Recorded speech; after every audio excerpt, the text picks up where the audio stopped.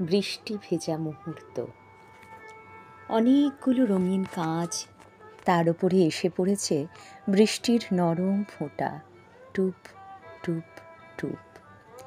ক্লান্ত শ্রান্ত শরীরে এসেছে এক মন কেমনের স্পর্শ।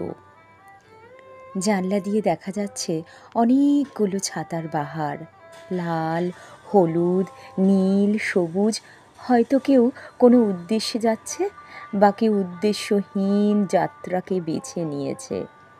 সূর্যাস্ত দেখা হয়নি যাদের, তারা গরম পেয়ালা হাতে বৃষ্টির শব্দ শুনছে আর মনের কথা মনকেই বলছে।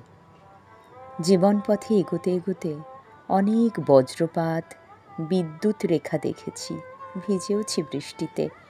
কখনো একা নেংড়ানো মনকে বুঝিয়ে, আবার কখনো বন্ধুর সঙ্গে গাছের নিচে। আশ্রয়ও নিয়েছি, ছাতা নিতে ভুলে গেছিলাম যেদিন। অনেক জমানো কথা কাদা ও জলে মাখামাখি হয়ে পায়ে লেগেছে, যার দাগ আজও মুছে যায়নি।